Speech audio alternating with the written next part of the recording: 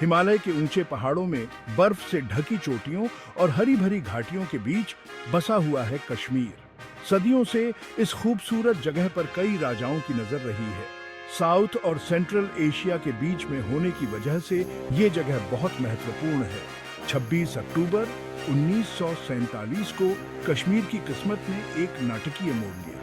इस तारीख ने इस जगह के इतिहास को बदल दिया। यही वो दिन था जब कश्मीर ने भारत में विलय करने का फैसला लिया। कश्मीर के भारत में विलय की कहानी बहुत उलझी हुई है। ये कहानी भारत की आजादी और बंटवारे की कहानी से जुड़ी हुई है। इस घटना को समझने के लिए हमें समय में पीछे जाना होगा। हमें उस ऐतिहासिक परिप्रेक्ष्य को समझना होगा जिसके कारण यह महत्वपूर्ण मोड़ आया। 1947 की घटनाएं आज भी वर्तमान को प्रभावित करती है। उस साल की विरासत आज भी कश्मीर में महसूस की जा सकती है। 1947 से पहले कश्मीर एक रियासत हुआ करती थी। इस पर डोगरा राजवंश का राज्य था। डोगरा एक हिंदू राजपूत राजवंश था। उन्होंने एक सदी से भी ज्यादा समय तक कश्मीर पर राज किया था। डोगरा शासक महाराजा गुलाब सिंह ने 1846 में कश्मीर पर नियंत्रण हासिल कर लिया था। यह पहला एंग्लो सिख युद्ध के बाद हुआ था। ब्रिटिश ईस्ट इंडिया कंपनी ने उन्हें कश्मीर के स्वतंत्र शासक के रूप में मान्यता दी। डोगरों के अधीन कश्मीर ने अपेक्षाकृत शांति और स्थिरता का दौर देखा। महाराजा कला के संरक्षक थे। कश्मीर अपने उत्तम हस्तशिल्प और जीवंत संस्कृति के लिए जाना जाने लगा। यह क्षेत्र दूर दूर से पर्यटकों को आकर्षित करता था।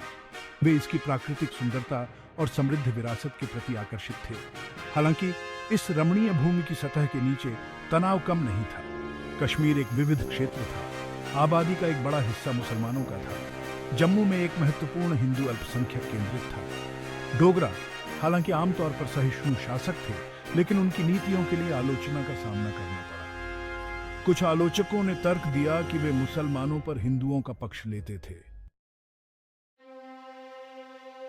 1947 का साल भारतीय इतिहास में एक महत्वपूर्ण मोड़ था। सदियों के ब्रिटिश शासन के बाद भारत स्वतंत्रता के कगार पर था। हालांकि स्वतंत्रता की राह अनिश्चितता और उथल-पुथल से भरी हुई थी। ब्रिटिश भारत का भारत और पाकिस्तान में विभाजन अभूतपूर्व हिंसा और विस्थापन लेकर आया। जैसे ही अंग्रेज जाने की तैयारी कर रहे थे, रियासतों का भाग्य अधर में लटक गया। महाराजाओं और नवाबों द्वारा शासित इन राज्यों को एक महत्वपूर्ण निर्णय लेना था। वे या तो भारत या पाकिस्तान में शामिल हो सकते थे, या वे स्वतंत्र रहने का विकल्प चुन सकते थे। फैसला सीधा सीधा नहीं था। यह राजनीतिक और धार्मिक जटिलताओं से भरा था। कई रियासतें हिंदुओं, मुसलमानों और सिखों की मिश्रित आबादी का घर थी। शासकों को अपनी व्यक्तिगत निष्ठाओं को अपने लोगों की आकांक्षाओं के विरुद्ध तौलना पड़ा।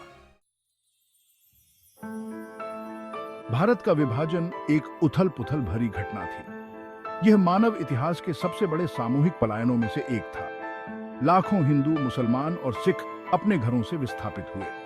उन्होंने सुरक्षा और एक नए जीवन की तलाश में नई खींची गई सीमाओं को पार किया। विभाजन के साथ हुई हिंसा ने उपमहाद्वीप पर एक अमिट छाप छोड़ी। रियासतों के लिए विभाजन ने चुनौतियों का एक अनोखा सेट प्रस्तुत किया। हैदराबाद और जूनागढ़ जैसे कुछ राज्यों में मुस्लिम शासक थे, लेकिन हिंदू बहुसंख्यक आबादी थी। कश्मीर जैसे अन्य में हिंदू शासक और मुस्लिम बहुसंख्यक आबादी थी। विलय का प्रश्न बहुत लोगों के लिए जीवन और मृत्यु का विषय बन गया। जवाहरलाल नेहरू के नेतृत्व वाली भारत सरकार रियासतों को भारतीय संघ में तंगहब करने के लिए उत्सुक थी। उन्होंने तर्क दिया कि एक एकजुट भारत मजबूत और अधिक स्थिर हो। मोहम्मद अली जिन्ना के नेतृत्व में पाकिस्तान ने मुस्लिम बहुल राज्यों के प्रवेश को सुरक्षित करने की मांग की। भाग 5, महाराजा की दुविधा। कश्मीर में डोगरा शासक महाराजा हरि सिंह को एक कठिन विकल्प का सामना करना पड़ा। वह मुख्य रूप से मुस्लिम आबादी पर शासन करने वाला एक हिंदू था। वह शुरू में भारत या पाकिस्तान में शामिल होने से हिचकिचा रहे थे। वह कश्मीर की स्वतंत्रता को बनाए रखना चाहते थे। हरि सिंह एक चतुर राजनीतिज्ञ थे। वह स्थिति की जटिलताओं को समझते थे। वह जानता था कि भारत में शामिल होने से उसके मुस्लिम प्रजा नाराज होंगे। पाकिस्तान में शामिल होने से जम्मू में हिंदू अल्पसंख्यक अलग थलग पड़ जाएगा। उन्होंने एक बीच का रास्ता खोजा, कश्मीर की स्वायत्तता बनाए रखने का एक तरीका। हालांकि जमीनी स्तर पर घटनाएं तेजी से आगे बढ़ी। विभाजन की हिंसा कश्मीर तक फैल गई। जम्मू और पूंछ में कम्युनल दंगे हुए। स्थिति तेजी से अस्थिर होती गई। भाग 6, सीमा पर हमलावर। अक्टूबर 1947 में पाकिस्तान से सशस्त्र कबायली कश्मीर में सीमा पार कर गए। उन्हें पाकिस्तानी सेना ने सहायता प्रदान की और उन्हें उकसाया। हमलावरों ने धार्मिक उन्माद और लूट के वादे से प्रेरित होकर आतंक का शासन फैलाया। महाराजा की सेनाएं आक्रमण के लिए तैयार नहीं थीं। वे जल्दी से आगे निकल गए।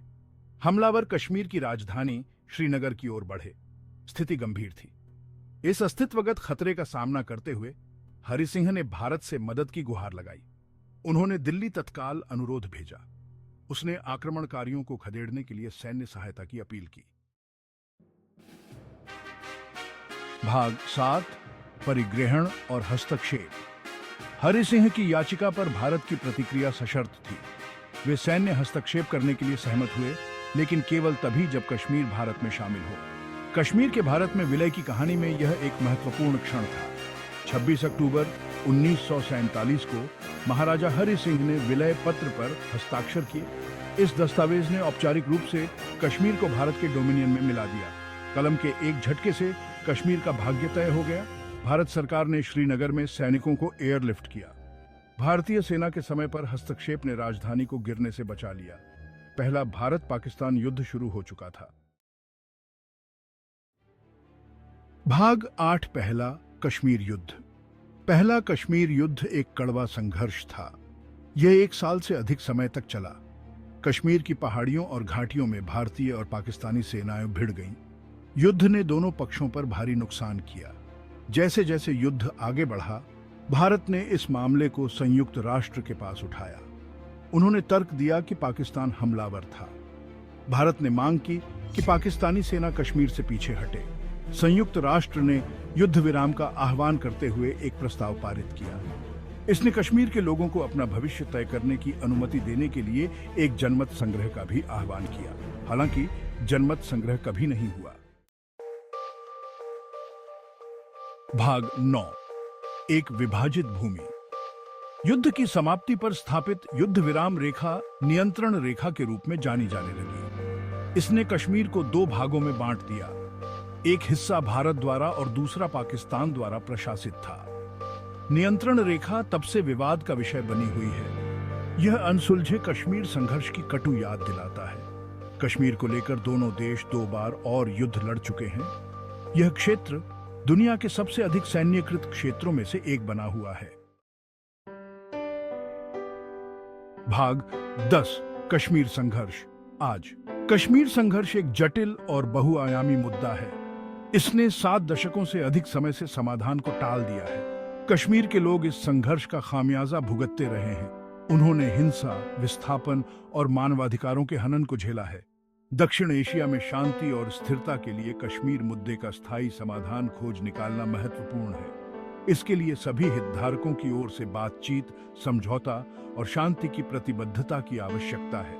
कश्मीर के लोग हिंसा और भय से मुक्त भविष्य के हकदार हैं।